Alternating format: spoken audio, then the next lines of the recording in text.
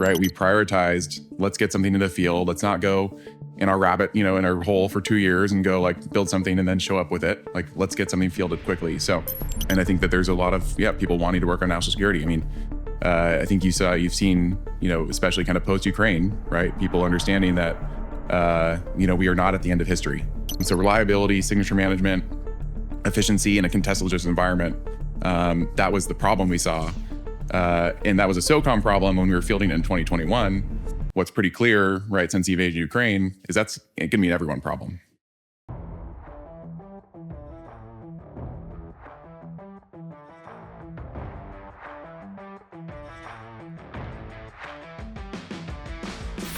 This week's podcast is pretty interesting.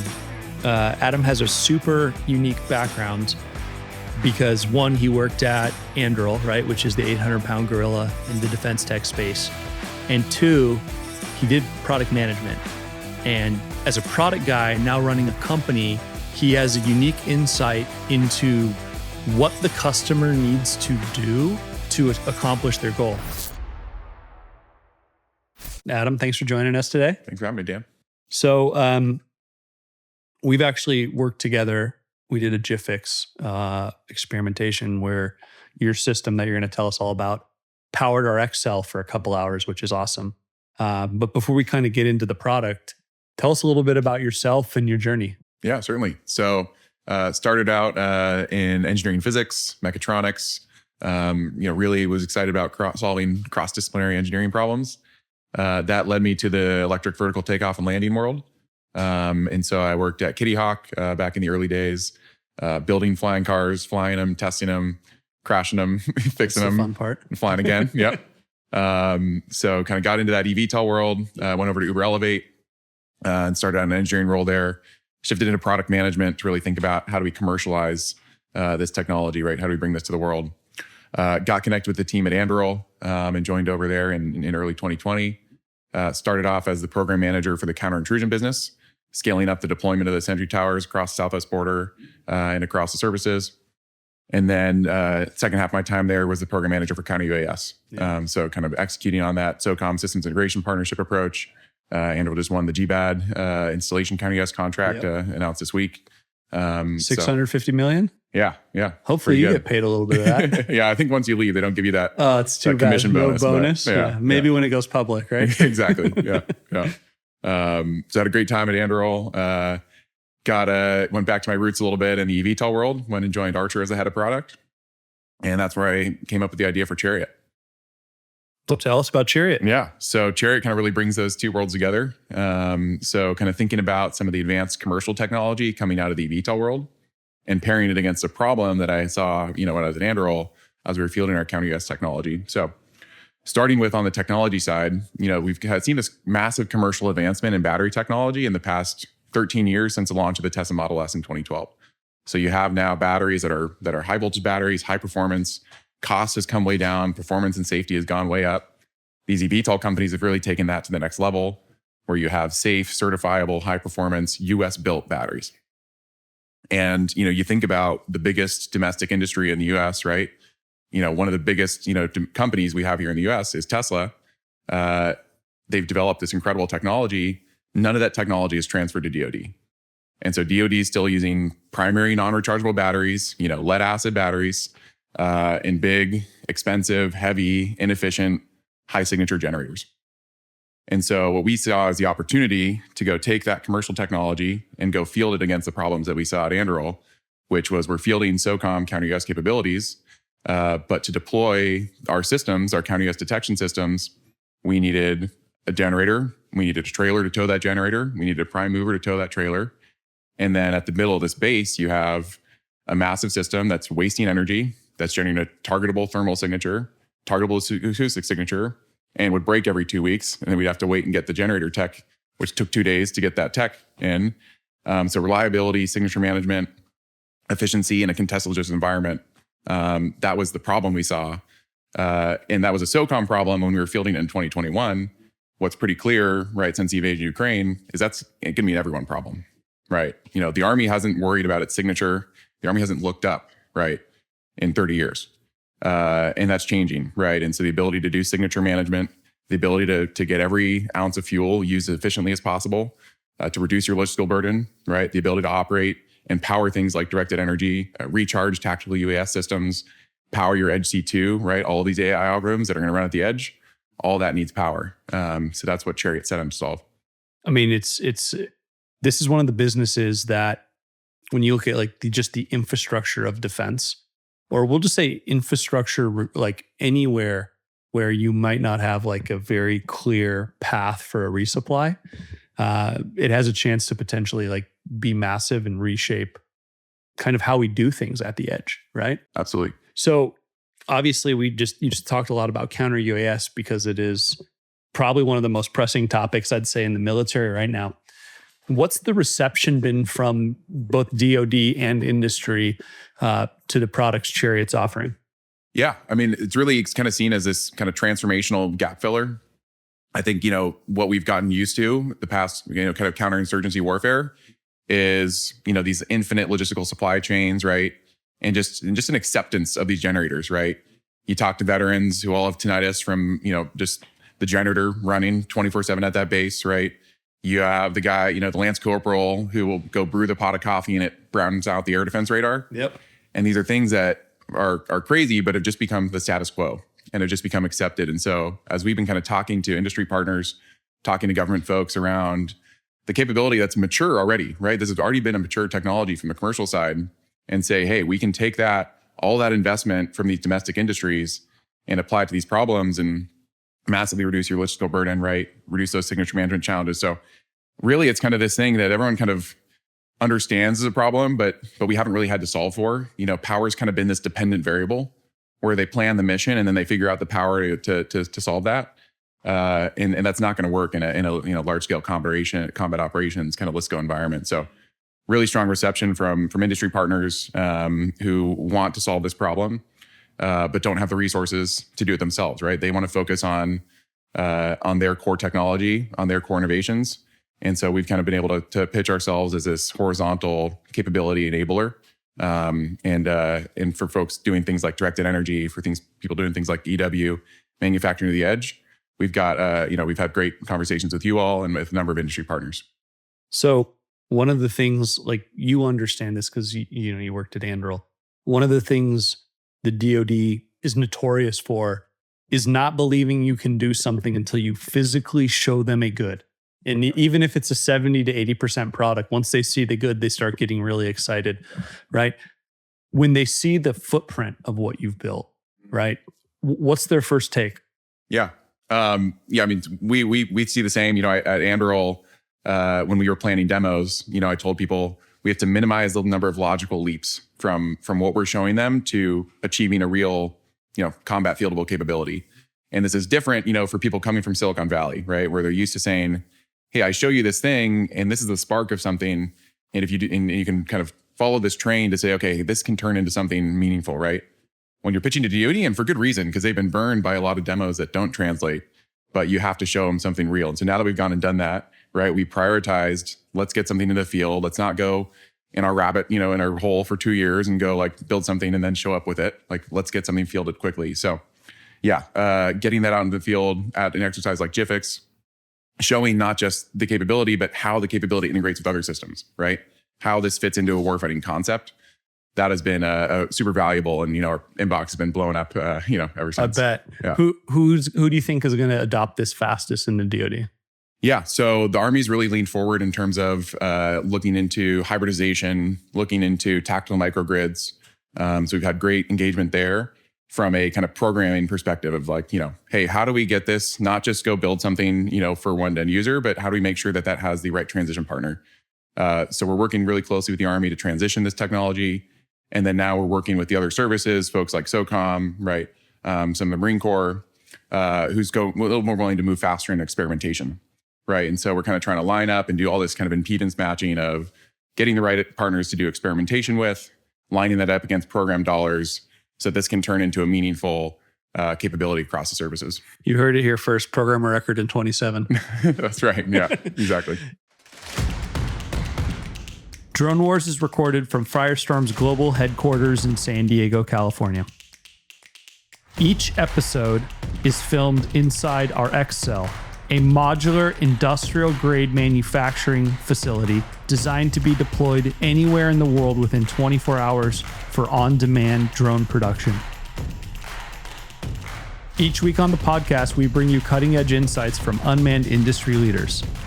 Listen as they share the breakthroughs and technologies they're working on, the hard lessons they've learned, and the bold predictions about what the next 5 to 10 years in unmanned systems and advanced manufacturing have in store for us.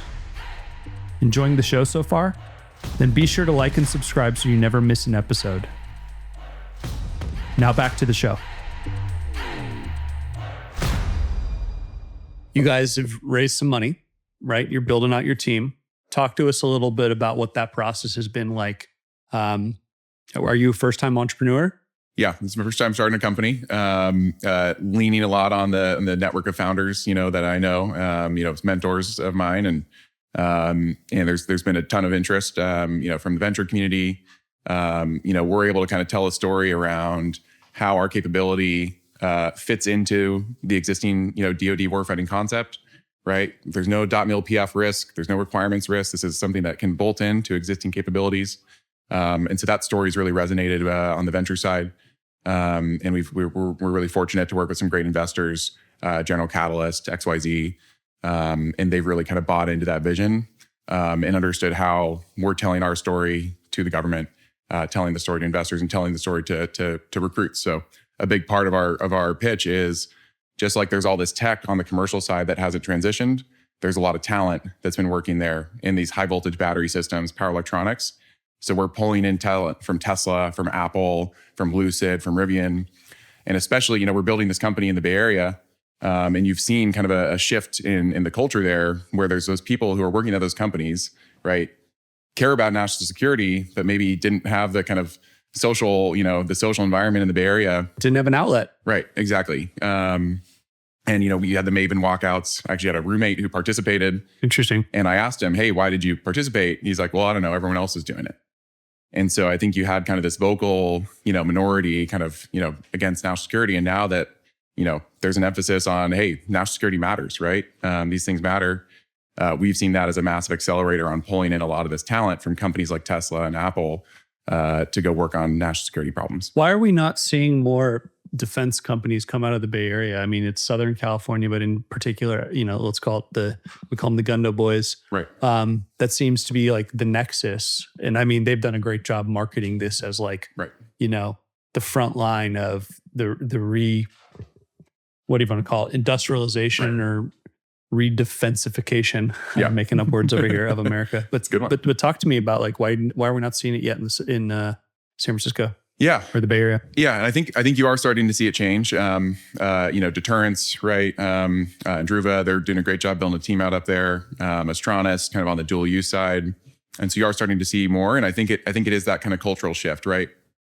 And so because the biggest companies there have been, kind of these software companies, these SaaS companies, right? That was the hot, cool thing to work in, right? And then there was the social kind of side, right? Around, the national security and all the kind of pushback against national security at places like Google. And so I think that cultural shift is leading to an opportunity. And I think you're actually going to see kind of a golden age of resurgence there, where there's a lot of people who've built successful careers in hardware up there at these companies, Tesla, Apple, that are getting to kind of this late stage and are thinking about what's next, right? And so as you think about the talent pipelines for national security work, obviously SpaceX, right, has been a massive kind of talent outgrowth in that LA kind of El Segundo area, right? A lot of ex-SpaceX founders there. You're kind of starting to see the same with Palantir, right, with Anduril. Yeah. And what we're targeting is the folks coming out of places like Tesla that haven't traditionally worked on national security, but have the skill sets on developing, high performance power electronics, sensors, right, autonomy, right. And so I think you're going to see kind of a golden age resurgence of the origins of Silicon Valley, right, which was really started around working with the Department of Defense. Like all of the early investment in the Silicon Valley, the reason that is there is that semiconductor industry and working with DoD. And so I'm hoping we see a kind of a resurgence of that, of going back to the roots of Silicon Valley. Do you find it hard to recruit, or is it pretty easy at this point? Yeah, I mean, we've got a lot of people who are really excited about our concept, right? We're able to tell a clear story around again how our capability slots into DoD, right? And I think you guys are doing something interesting as well, right? Where it's like, hey, we're not just another drone company, right? We're a contested logistics company, right? And I think telling that story has helped a lot with our recruiting. It's helped people understand, hey, this is going to be a differentiated capability. And I think that there's a lot of people wanting to work on national security. I mean, I think you've seen, especially kind of post Ukraine, right? People understanding that we are not at the end of history. And kind of before then, people could kind of convince themselves of that, and it's become quite clear that's not the case. And so I think that's helped on the recruiting side as well, as people who've worked in Silicon Valley and kind of built their careers there, realizing that there's something else to work on besides ad optimization that matters in the world. I made the algorithm a little bit better, and I made Google $1 billion. Yeah. So you and I were in the desert a couple weeks ago, and this was the first time I think I've ever heard generals in the Army basically framing the consumption of energy as like a unit to be judged and measured, right?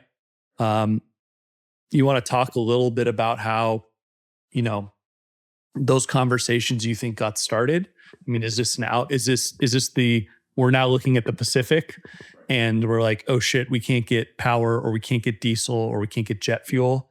Is this Ukraine, where like every supply chain is under attack constantly? Like, where do you think this kind of comes from? Yeah, I think it's all the above. And I think that it's as people are starting to field capabilities in real exercises, right? And so we're getting stories coming to exercises where, when you go do a 12-hour demo, you don't run into those problems that you run into in a 2-week exercise. And so as you start to see them fielding all these, autonomous, attritable systems, the hellscape concept, the replicator concept, those have all been fielded in kind of demos and kind of, in a box. And so those logistics challenges don't become apparent until you start doing 72 hours, 6-day, 2-week type operations. And so those operations have started to incorporate this new technology, and those gaps are starting to become apparent, right? I mean, we talked to some folks around kind of wargaming in the Pacific, and literally that they put a ban on targeting our logistics capabilities, because if you target our fuel tankers, they just have to stop the exercise. It's like it's over. And so they have to like hand wave away, like, okay, well, we're gonna put that off limits so that we can go do the rest of this. Yeah. And so I think you're starting to see the recognition of the logistical challenges in the Pacific, right? The targeting of supply chains, the importance of signature management, the importance of being able to operate independently in small, distributed, decentralized teams. And so I think there's kind of been a broad kind of wake up across the wargaming, across as we actually field these capability and exercises with real constraints. Yes. That this operational gap is becoming incredibly apparent. Let's talk about that for a second too, because some of the stuff we've seen, and I'll leave it at that, they're doing exercises with no jamming. Right. And so we're doing exercises with no jamming, no targeting of the logistical chain. Are these even exercises at that point? Or is this just like I'm checking the box to say I went to my job? You know what I mean? Yeah. Yeah. I mean, we've been pushing a lot and going out to exercises like GIFIX, right? Is, hey, how do we kind of start to operate in more austere environments? Another thing, we're pushing for there is, we talk about box checking, soldier feedback. Totally. If you wait too late in the development of a program, then you're asking the soldier, hey, do you want this button on the left side or the right side? You're not asking, does this meet your warfighting problem? Because you don't actually want the answer, right? Once something is too late in its development, right? And that's getting pushed forward into trying to get pushed forward into production. You don't want to hear that, hey, this is 3 years obsolete. This no longer meets my mission need. Yep. And so what we're really pushing for is how do we push that soldier touch point, soldier feedback earlier in the process, and then rapidly field on the other side of that, so that feedback can directly lead to capabilities in the hands of soldiers. For any customers or investors listening to this, what you just heard there is someone who's clearly managed product development and is now running a company. You should pay attention to that because that is a very unique skill set that a lot of people don't have. They will build stuff in a vacuum for what they think they need, show it to the customer. Then the customer says, no, I need these 12 changes. And maybe they change one because they didn't want their feelings hurt. So that was spectacular, my friend. I understand why you could get GC to invest in you. No, but like, let's talk about how important that is, right? I mean, first company I started was Citadel, counter UAS business. And if we did not have warfighter feedback and no hubris, right? That we didn't actually know the fucking answer, that they were going to help us like build a better product, we probably wouldn't have built something that was that small and easy to use. Like, why do you think so many companies miss that? You know what I mean? Mm-hmm. Yeah, I think, I mean, you mentioned hubris, right? And I think, you kind of think about these kind of startups, right? And these companies coming out of Silicon Valley, right? And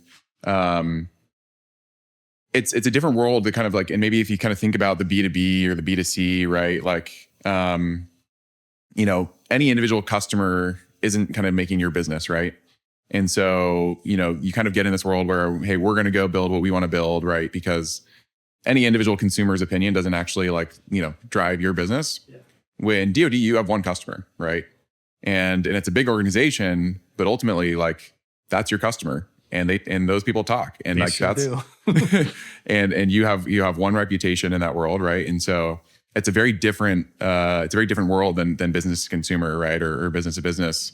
And product market fit looks a lot different, right? And so I think that there's kind of these maybe habits kind of learned from other industries that aren't kind of adopted and adjusted. And I think in like a B2C world, probably like an ego and like an opinionated, and like that might be actually the right way to do product development, right? If you're a B2C company and you're constantly shifting vector from what you're hearing from individual customers, you're never going to build. It's what made Steve Jobs magical, right? Right. He had this unifying vision for all of his products. Yeah. And he just rammed it through no matter what everyone said. Exactly. And I think that doesn't quite work in our industry, right? Exactly. Yeah. And the thing as well, right, is Steve Jobs could accurately represent the user, right? He was a user of technology. There was no necessarily insight that was missing, right? Around he could experience the thing and could represent the consumer, right? In this world, right, I don't have the experience that warfighter has, right? And I think that's another thing as well, right? Is when you're selling to consumers, you can kind of represent them. You don't need to do the research. You can have, but there's a lot of information, right, that you just don't have, and experiences that you don't have when you're selling to DoD. And so it's even more important to go get that feedback, build off of their experiences, say, hey, I've seen this done these 3 times, and this is why each one failed, right? That's insight that you can't get from anything other than getting the capability into their hands and hearing what doesn't work and fixing it. Do you have somebody like that on your team right now, or do you just work really closely with customers? Yeah, so 3 of the 9 people on our team are veterans. And so we have directly pulled in that experience and that capability into our team. 4 to the 9. Yeah. And so, we think pulling that not only should you hire veterans because they are great workers and great leaders, right? But especially in this industry, they have lived these problems. They know kind of, and they can incorporate that into our product development. That's one of the things, I'm going to go a little tangent here, that I think differentiates Anduril and why Anduril has been successful, is given an equal seat at the table of product development between engineering and the operations and growth side. And I think you see a lot of companies, the primes, right, where BD dominates, and they go sell the thing and they throw it over the fence to engineering, right? And you get other companies where the technologists go again and they go in their hole for 2 years and they build something and they throw it over the fence to the growth team. And I think what Anduril does really well and what we're trying to emulate is give both of those teams a seat at the table, right? Let the engineers bring the perspective on, here's what's possible, right? Here's the art of the possible. Let's not over-constrain the solution too early, but also making sure that the team that understands the warfighting need has a seat at the product development table and is capturing that early in the development process. It's kind of crazy that prime, $40 to $60 billion prime hasn't just come in and gobbled all these small companies up. I think that there's a massive opportunity here to build the infrastructure layer that lets other companies go build on top of, right? I want to be the power prime. Thanks for listening to the Drone Wars podcast. Each week, we bring you fascinating conversations with leaders shaping the future of air, sea, land, and space technologies. Catch new episodes every Tuesday wherever podcasts can be found. Until then, we'll see you next time.